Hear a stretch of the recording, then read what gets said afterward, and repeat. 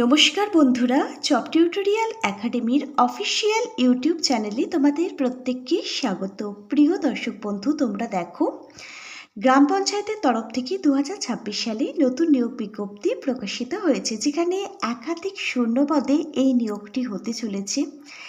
Indian citizen, ভারতীয় নাগরিক হলে তুমি ভারতবর্ষের যে কোনো রাজ্যে যে কোনো জেলা থেকে কিন্তু আবেদন করতে পারবে। মেল ফিমেল প্রত্যেকে এখানে আবেদন করতে পারবে যদি 12 পাস শিক্ষাগত যোগ্যতা তোমার মধ্যে থেকে থাকে। এখানে একটি নয়, একাধিক পোস্টে কিন্তু নিয়োগ করানো হবে। এখানে গ্রাম রোজগার সহায়ক পোস্ট থেকে শুরু করে বিভিন্ন গ্রুপ সি ও গ্রুপ ডির কিন্তু পোস্ট রয়েছে। প্রত্যেকটা রাজ্যের প্রত্যেকটা জেলাভিত্তিক কিন্তু এই আবেদনটি করা যাবে।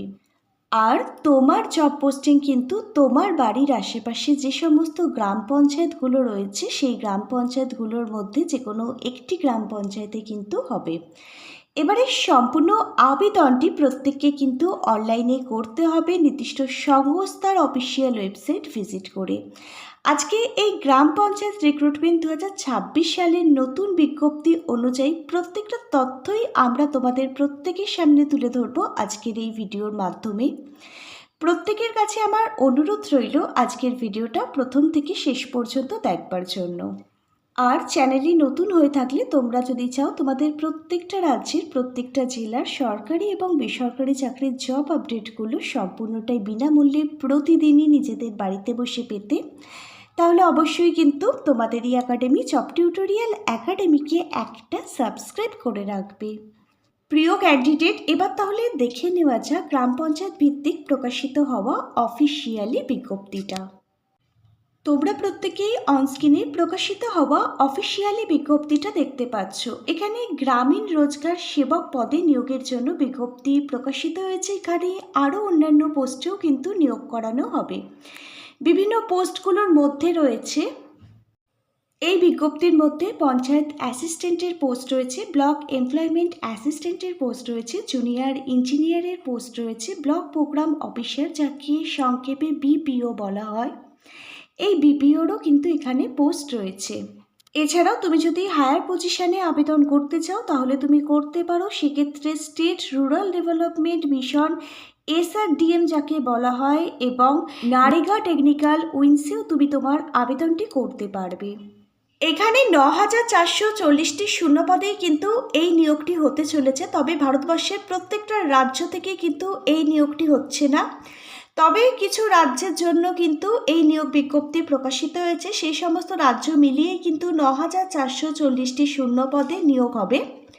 এখানে প্রত্যেকটা ক্যাটাগরির ক্যান্ডিডেটই কিন্তু আবেদনের সুযোগ পাবে। এখানে ইউআর ক্যাটাগরির ক্যান্ডিডেট থেকে শুরু করে OBC, EWS, SC, ST, EXS প্রত্যেকটা ক্যাটাগরির ক্যান্ডিডেটকেই কিন্তু আবেদনের সুযোগ দেওয়া হচ্ছে। প্রত্যেকের জন্যই কিন্তু এখানে ভ্যাকেন্সি রয়েছে।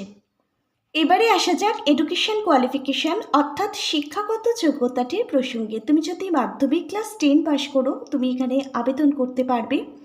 তুমি যদি যে কোনো ধরনের স্কুল বোর্ড থেকে যে কোনো সাবজেক্ট নিয়ে উচ্চ মাধ্যমিক ক্লাস 12 পাস করো, এখানে তোমার জন্য বিভিন্ন ধরনের পোস্ট রয়েছে।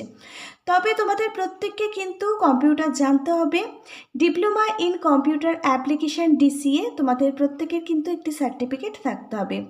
এখানে কিছু কিছু রাজ্য রয়েছে এবং কিছু কিছু পোস্ট রয়েছে যেখানে ITI-এর এডুকেশন কোয়ালিফিকেশানের সার্টিফিকেট কিন্তু প্রয়োজন, অথবা ইকুইভ্যালেন্ট কোনো কোয়ালিফিকেশানের সার্টিফিকেট থাকলে তুমি কিন্তু সেই সমস্ত রাজ্যের সেই সমস্ত ITI রিলেটেড পোস্টগুলোর জন্য আবেদন করতে পারবে।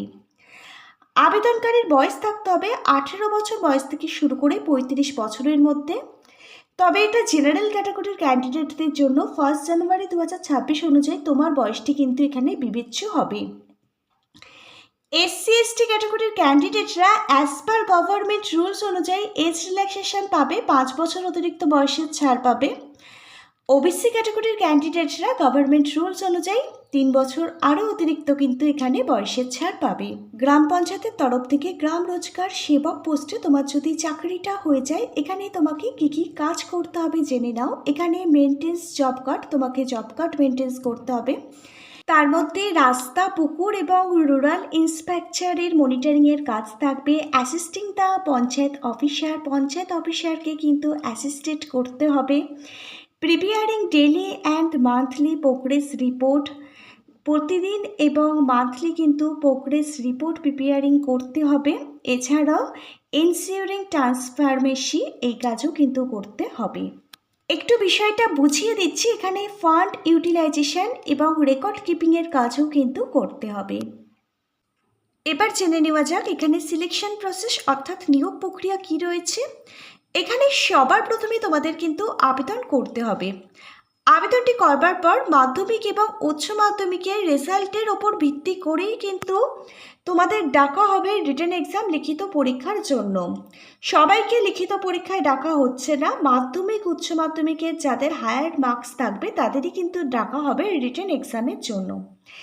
এবার দেখো, রিটেন এক্সামে কিন্তু অবজেক্টিভ টাইপের টেস্ট নেওয়া হবে, যেখানে জেনারেল নলেজ, ইংলিশ, রিজনিং এবং কম্পিউটার বিষয় থেকে প্রশ্ন আসবে। এই 4টে বিষয় থেকেই প্রশ্ন আসছে। আমি 4টে বিষয়ের জন্য গুরুত্বপূর্ণ বই ট্যাগ করে দিচ্ছি। তোমরা প্রতিটা বইয়ের লিঙ্কই পেয়ে যাবে ভিডিওর ঠিক নিচে থাকা ডেসক্রিপশন বক্স থেকে। এবার দেখো, রিটেন এক্সাম লিখিত পরীক্ষায় যারা পাশ করে যাবে তাদের ডাকা হবে ডকুমেন্ট ভেরিফিকেশনের জন্য। প্রত্যেকটা অরিজিনাল ডকুমেন্টই কিন্তু ভেরিফিকেশান করা হবে। তারপর দেখো, যাদের যোগ্য বলে কিন্তু বিবেচিত করা হবে তাদের নামে লিস্ট প্রকাশিত হয়ে যাবে অফিসিয়াল ওয়েবসাইটে। এটা কিন্তু ফাইনাল মেরিট লিস্ট। সেখানে যাদের নাম থাকবে তাদেরই কিন্তু নিয়োগ করে নেওয়া হবে। এখানে যদি তোমরা চাকরি পাও প্রত্যেক মাসে কত টাকা স্যালারি থাকছে দেখে নাও। এখানে প্রত্যেক মাসে 8,000 টাকা থেকে স্যালারি শুরু হচ্ছে, 12,000 টাকা পর্যন্ত কিন্তু এখানে পার মান্থ তোমাদের জন্য স্যালারি থাকছে।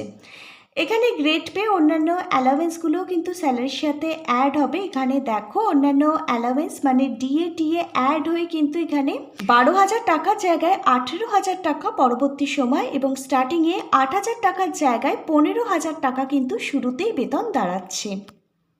প্রথমে এখানে কিন্তু তোমাদের কন্ট্রাকচুয়াল ভিত্তিক নিয়োগ করানো হবে। পরবর্তীকালে তোমার কাজের ধরন, পারফরমেন্সের উপর ভিত্তি করেই কিন্তু তুমি তোমার চাকরির যে মেয়াদটা থাকবে সেটা কিন্তু এক্সটেন্ড করতে পারবে।